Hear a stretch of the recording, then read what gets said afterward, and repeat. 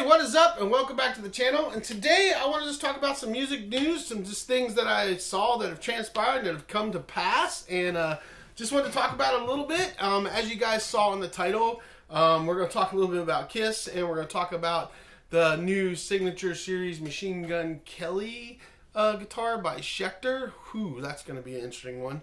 But let's first start with the Kiss thing and stuff. Now, I've been a big fan of Kiss for most of my life. I've really, huge fan since like 1976. I started following them.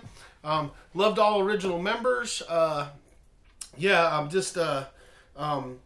Just love the band, love the music and stuff. Of course, me, like many other people, were bummed when Peter, Chris, and Ace Frehley left. And then we were super excited when they got back together in the 90s and started touring again. That's actually when I got to see them play live. I got to see all original members 2 times. And that show, those 2 shows, hands down, 2 of the best shows I've ever seen.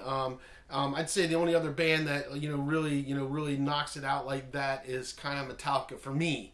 I'm sure there's other bands out there for you guys that may do it, but as far as just, amazing shows, stage presence, and just captivating, Kiss and Metallica are 2 of my top favorites that I've seen. I've seen a lot of bands. There's a lot of good bands out there, don't get me wrong. There's a lot of bands that put on amazing shows, but they just really knock it out of the park. And Kiss is the band that literally set the standard for doing those epic stage shows and stuff. They really, they were knocking it out in the 70s like that, so they really have made their mark on history. 50 years together as a band touring.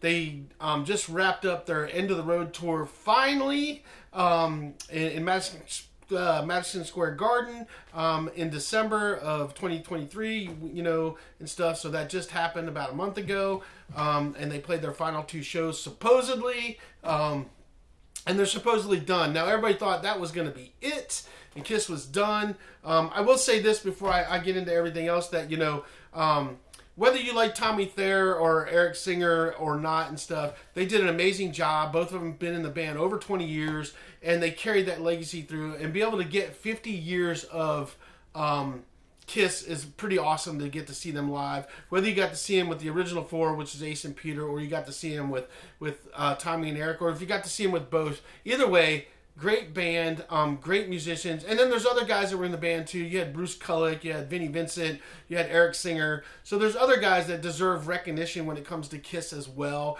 I think they all contributed to the legacy of Kiss. I think they all have earned their place in Kiss, no matter which one you guys like the best. I don't sit here and bash any one of them, because I think they all played a part in Kiss's legacy, and they all deserve their spot in there. There's a lot of hate that have come down on Tommy Thayer, but I don't think he deserves it. I think it's very undeserving.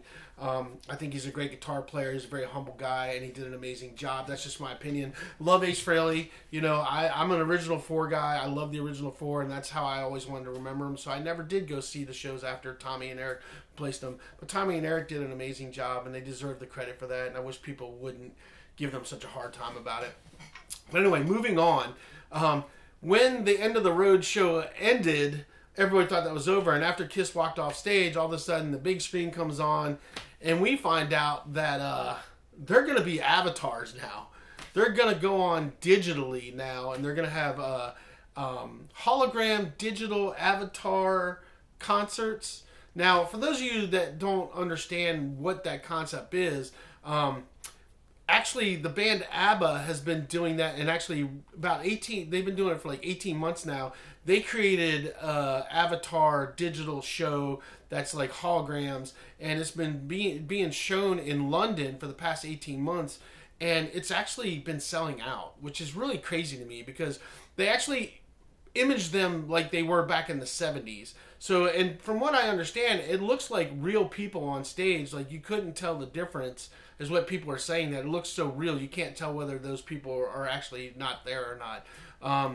That, to me, remains to be seen. But the crazy thing is people are paying $158 a ticket to go watch old ABBA on a video screen. So, if you guys haven't checked that out, you need to go YouTube it, and you can see it, because that's where Kiss got the idea to do this Avatar thing. Now, they did this whole Avatar thing,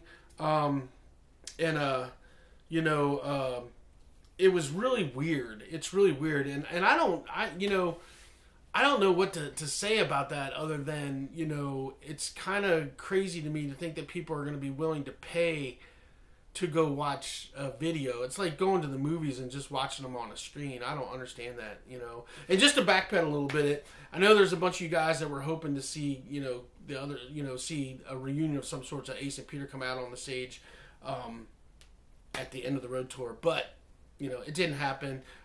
There's so much behind the scenes drama that who knows. But anyway, back to the Avatar thing. So it's really crazy to me. Now, my thoughts on this whole Avatar thing, I don't really like if it's going to be like pay $10 and go watch it in like a movie theater kind of setting, it might be cool. But if you're telling me that you're going to charge me $200 to go just watch Kiss on a screen, I don't buy that. And the crazy thing about it is this is where the music industry is headed, is that they're headed to this. And you think about it, it could end up being that there's no actual live shows with live people on stage anymore because it's cheaper for them to just create them in avatars, and you go to a concert venue and you just watch an avatar of your favorite musician or whatever on stage. Now, the other crazy thing is that rolls into the AI thing that's going on, which I want to talk about too, is that with this new AI technology, they can do speak 3 words, and AI can duplicate. It's so sophisticated now that 3 words and they can duplicate your whole voice. And they're actually doing it. And I'm sure you guys have seen some stuff on it. But the music industry is trying to figure out how they're going to capitalize on this. And once the record companies get control of this and realize that they can just duplicate artists' voice and do all this stuff, they're going to cut out all the middlemen and just create music without artists, And they're talking about with the AI stuff and everything, with all the stuff, Elvis is coming back. They're already talking about bringing Elvis back as a avatar, and talking about bringing other people back, like Jimi Hendrix back, or Janis Joplin, or anything like that, or even the Beatles. Even though a couple of the Beatles are still alive, they're talking about like that kind of stuff, what I mean? And the crazy thing is, some people want to see that, but you don't realize that by doing that, that's really going to affect the music industry. It could end up cutting out musicians like myself and other people that want to put out their own music, because AI can write a song. I forget what they said, but it's like it can write a song every so many seconds or whatever. It can literally create a whole song. And there's programs out there now. You say, write me a song like Metallica, or write me a song like, write me lyrics like Metallica, or write me lyrics like Aerosmith, or whatever band it is, and it'll spit it out. So it's kind of crazy. Is it helpful in some ways? Probably, but in other ways, is it gonna really change the music industry? Yeah, it's going to turn it on its head, I think. Anyway, that's my opinion. I'd love to hear what you guys think about the whole thing and stuff, because I think some technology is really good, but I think some technology can actually be really bad, and that's just my personal opinion on that. So I'd love to hear your thoughts and everything on that stuff. Not a fan of the whole Kiss Avatar thing. I was hoping that these guys would finish their last show and just kind of go off into the sunset and be able to just enjoy that legacy, but obviously, they're planning on living on forever, which I think is kind of a fantasy. Their music will live on.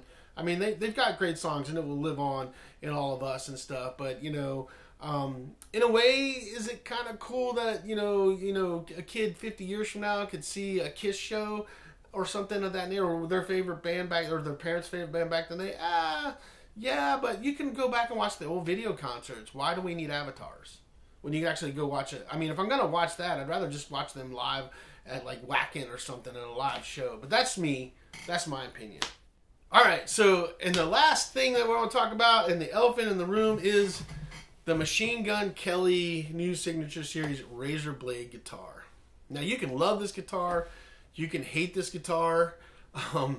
But the first thing I want to say is that it's just a guitar. So to all these people out there that are saying that it promotes self-harm, get over it. It's a freaking guitar. It's the shape of a razor blade. I mean, so many bands have... I mean, there's so many musicians that have had so many different design guitars over the years. I mean, Gene Simmons plays an axe guitar, and he's been playing a battle axe guitar for decades, and nobody's ever gone out and started hacking people with a battle axe, because they saw Gene Simmons' axe guitar. So I don't see how that's promoting self-harm. I mean, you guys, you're reading way too much into it. But this thing has stirred up a whole bunch of craziness on the internet and everything else. My personal opinion, I don't. It, it looks terrible. It looks terrible. It looks terrible. And I watched Trogley. If you guys don't follow Trogley's guitar reviews and stuff, you should check it out. He actually got one and did a review on it, and it didn't sound that great. It's very high end, I guess.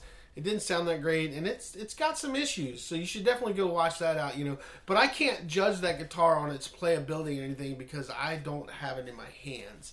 You know, the only thing I can say is that, you know, it's ugly. It's just freaking ugly. It is so ugly. You know, it's just, I don't know what people are thinking. I don't know what Schecter was thinking by making it. I mean, I could see making him a couple, you know, for him, but turning it into a signature series and releasing it to the world, oh my God. You know, hey Schecter, sometimes you just gotta say no.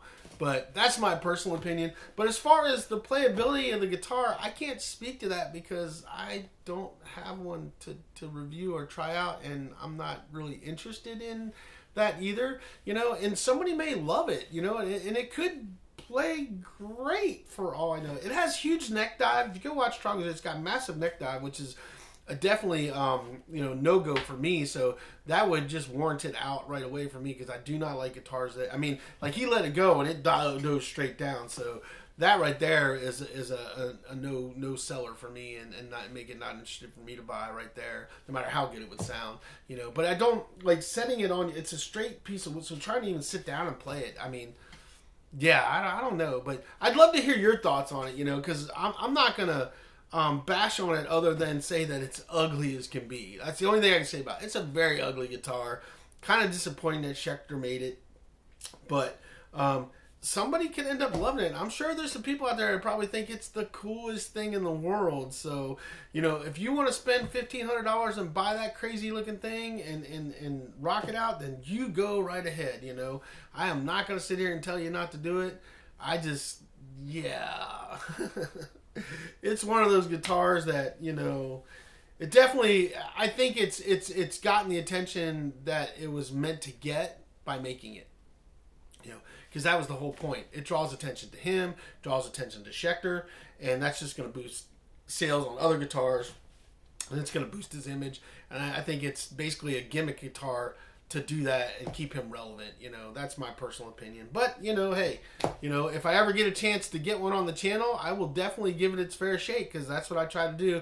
And I don't try to bash guitars until I play them. A lot of people do reviews on guitars and they haven't actually played the guitar. So I can't say what the playability is of the guitar until I actually have it. The only thing I can say about it, it's pretty freaking ugly. I can't stress that enough. It's ugly. But hey, what do I know? I'm just some guy that likes to play music, and I'm not some great musician or anything like that. But I think it's interesting to note in the music news that is something that is really blown up. So if you guys haven't seen it yet, go research it and check it out, and go to Trogley's site and listen to his review on it. I think he was spot on with it. And yeah, that's about all I got to say. A lot of other things going on. You know, the AI thing is kind of crazy that's going on. This new avatar thing that they're doing, you know, in the music industry is going to be crazy. So it's just going to be, you know, these next few years, the music industry is going to get turned on its head. It's going to be turned on its head. And it's going to be really interesting to see where it goes. So I'd love to hear your comments about what you guys think about that and stuff. Try to keep it civil, you know. But I'd love to hear your comments on what you guys think about the AI. I'd love to hear your comments on what you think about, you know, the avatars. Comments about what you think about Kiss. You know, do you really think Kiss is done? Because, you know, I think what's going to happen is they're going to do the Avatar thing, and then there's going to have to be another tour, you know. Who knows? You know, we thought Kiss was done in the 90s, and they kept going. You know, I'm very thankful that they got to play as long as they did, but, you know, how many tours were supposed to be the last tour? I don't know. But we'll see how that all plays out, you know. I still love Kiss, but, yeah, we'll see how it all plays out, you know, with the Avatar thing and stuff, and see how that all works out in the end. I'd love just to hear what your guys' thoughts are on that and stuff. And that was just my little thing. Just kind of wanted to make a video talking about those few things. So do me a favor, hit that like and subscribe. Oh, I can't talk. Hit that like and subscribe button, and let me know what you guys think about those things down below. And we will see you guys on the next video.